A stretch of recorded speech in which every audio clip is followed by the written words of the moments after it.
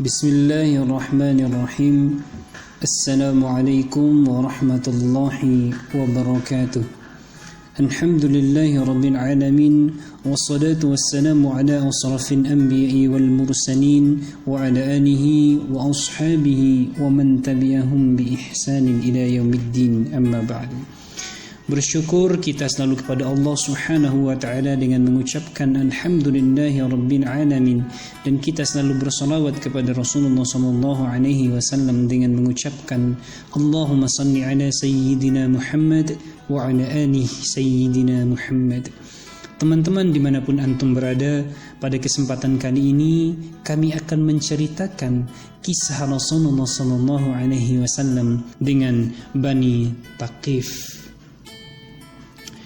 Meski Rasulullah SAW terluka karena dilempari batu oleh penduduk Taif pada saat itu, kelembutan hati Nabi SAW tak pernah berubah. Kaum kafir Quraisy memang tidak pernah senang dengan dakwah Rasulullah SAW.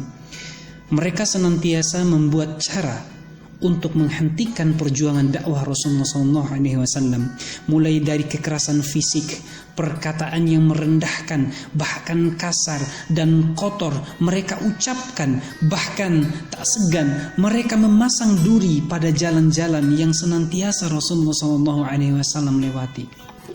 Sepeninggal Abu Thalib, gangguan kafir Quraisy terhadap Rasulullah SAW semakin besar. Beliau pun berniat untuk meninggalkan Mekah dan pergi ke Taif. Beliau berharap akan memperoleh dukungan penduduk setempat dan akan menyambut baik ajakan beliau untuk memeluk agama Islam. Tak lama kemudian beliau bertemu Zaid bin Harithah, anak angkat beliau, pergi ke Taif. Kabilah terbesar di Taif adalah Bani Thaqif, kabilah yang berkuasa serta mempunyai kekuatan fisik dan ekonomi yang cukup memadai. Mengetahui akan hal ini, Rasulullah SAW menemui pemimpin Bani Thaqif yang terdiri dari 3 bersaudara. Rasulullah SAW menyampaikan maksud kedatangan beliau dengan mengajak mereka untuk memeluk Islam dan tidak menyembah kepada selain Allah Subhanahu wa taala.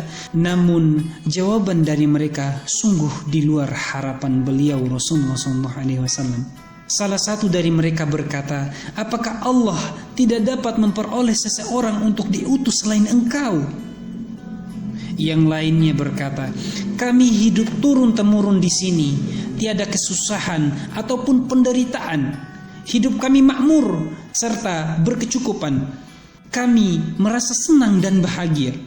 Oleh sebab itu, kami tak perlu agamamu, juga tidak perlu dengan segala ajaranmu.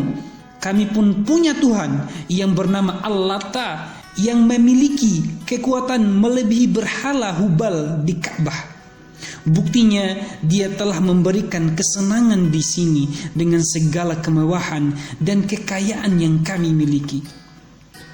Yang lain lagi berkata kepada Rasulullah SAW, "Jauh berbeda dengan ajaran yang kami tawarkan, penuh siksaan dan daerah yang selalu penuh dengan derita. Jelas kami menolak ajaran kalian, bila tidak akan menimbulkan malapetaka bagi penduduk kami di sini." Mendengar jawaban mereka, Rasulullah SAW berkata, "Jika memang demikian, kami pun tidak memaksa. Maaf kalau telah mengganggu kalian, kami mohon diri." Mereka berkata lagi, "Pergilah kalian cepat-cepat dari sini sebelum kalian menyebarkan bencana besar bagi penduduk kami di sini. Kedatangan kalian ke sini tak bisa kami diamkan begitu saja.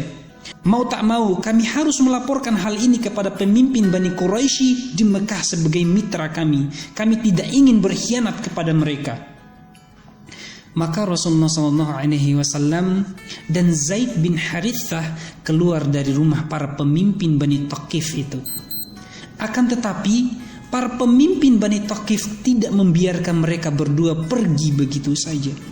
Di luar rumah para pemimpin tersebut, Rasulullah SAW dan Zaid bin Harithah dihadang oleh sekelompok penduduk kota Taif yang tidak ramah. Bahkan di antara kelompok itu ada beberapa anak kecil. dengan satu aba-aba dari seseorang, kelompok penduduk itu pun melempari Rasulullah SAW dan Zaid bin Haritsah dengan batu. Zaid bin Haritsah berusaha melindungi Rasulullah SAW sambil pergi di tempat itu. Mereka berdua terluka akibat lemparan-lemparan batu yang dilakukan oleh penduduk-penduduk tersebut. Setelah agak jauh dari kota Taif, Rasulullah SAW berteduh dekat sebuah pohon sambil membersihkan luka-luka mereka. Ketika sudah tenang, Rasulullah SAW mengangkat kepala menengadah ke atas.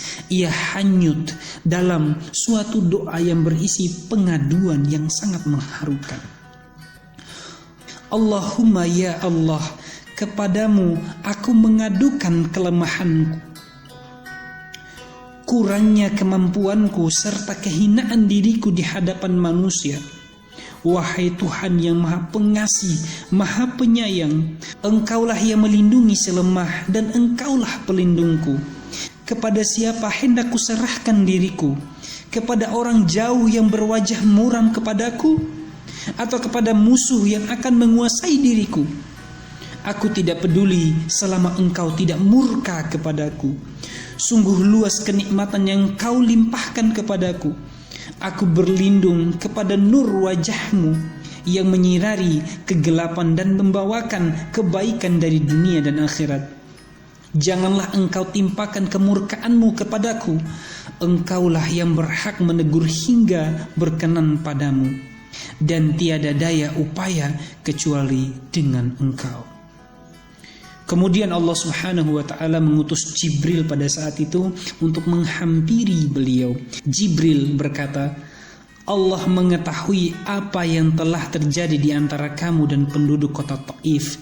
Dia telah menyediakan malaikat di gunung-gunung di sini untuk menjalankan perintahmu. Jika engkau mau, maka malaikat-malaikat itu akan menabrakkan gunung-gunung itu hingga penduduk kota itu akan binasa.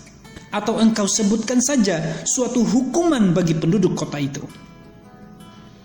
Setelah mendapat hinaan dan lemparan batu yang demikian menyakitkan, kemudian mendapat tawaran luar biasa dari Jibril alaihi salam. Apa jawaban Rasulullah SAW? Ia malah terkejut dengan tawaran tersebut. Lalu menjawab Jibril, walaupun orang-orang ini tidak menerima ajaran Islam, tidak mengapa. Aku berharap dengan kehendak Allah Subhanahu wa ta'ala, anak-anak mereka pada suatu masa nanti akan menyembah Allah dan berbakti kepadanya. Demikianlah kelembutan hati Rasulullah SAW ketika mendapatkan perlakuan yang begitu kurang baik. Namun Rasulullah SAW berusaha tabah dan mendoakan kebaikan untuk mereka. Memang tiada teladan yang paling baik melainkan beliau sang pemimpin di hari kiamat nanti. Semoga kisah ini menjadi inspirasi dan motivasi untuk kita untuk lebih mencintai Rasulullah SAW. Terima kasih. Billahi fi sabilil haq fastabiqul khairat. Assalamualaikum warahmatullahi wabarakatuh.